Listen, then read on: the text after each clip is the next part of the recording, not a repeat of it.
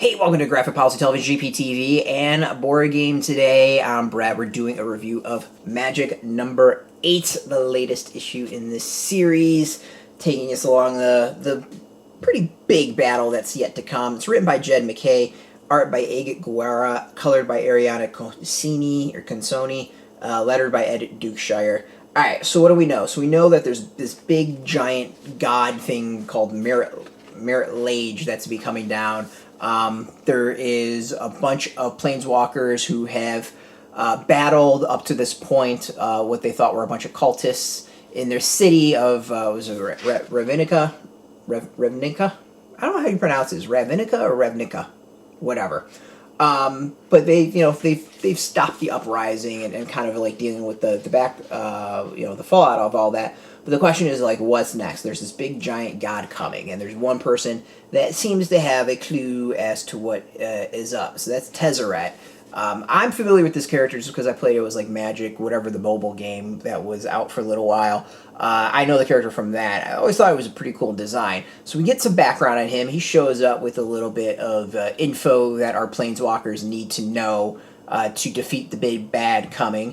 And it basically kind of does the wrap up. Like, this is an issue that just kind of takes everything we know from the previous 7 issues and like packages it up for maybe new readers who are diving in. But it kind of is like a recap issue in some way. Like there's a lot of focus on the various planeswalkers, which I think is cool in that we get a better idea about them and their relationships and what they're thinking. But generally the issue is just kind of like a, hey, here's the big bad coming, here's everything that led up to this, this is why things are the way they are, and there's going to be a really big battle to defeat this godlike creature, and you're probably all going to die, and that's pretty much the issue. Like, it's if this was a television series, this would be a recap or a clip show. That's what it really would be, a clip show, and not a recap, but it would be a clip show.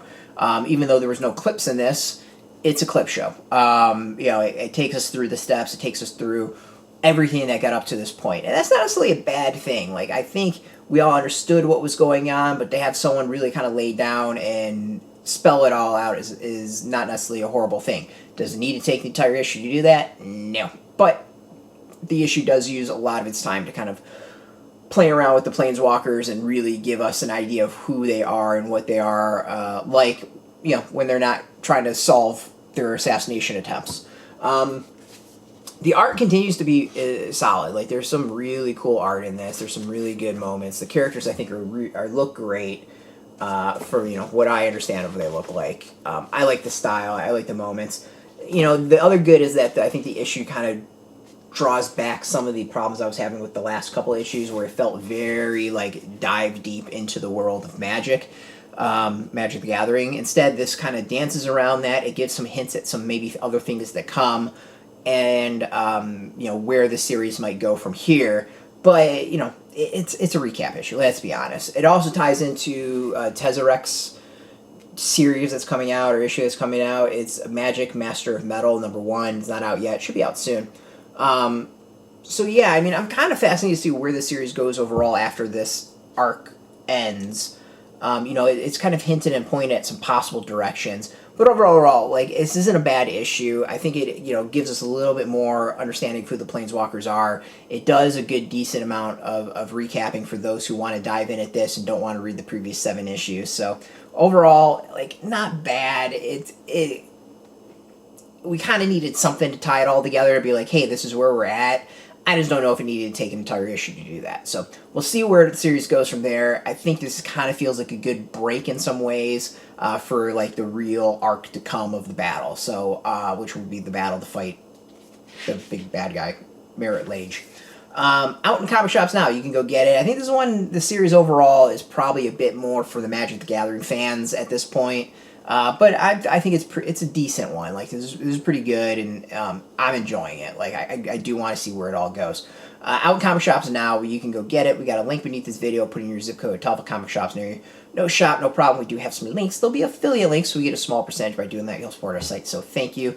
Just watching our videos support us, so thank you for that. If you are into board games, card games, trading card games, collectible card games, role-playing games, miniature games, check us out every single day at BoardGameToday.com. We're on Twitter, Facebook, YouTube, and Instagram and Tumblr, all at Board Game Today. If you are into comics, check us out at graphicpolicy.com. Twitter, Facebook, YouTube, Tumblr, Instagram, all at Graphic Policy. Keeping that nice and consistent as well. Until next time, keep rolling those dice, get your game on, keep reading your comics, and keep it geeky.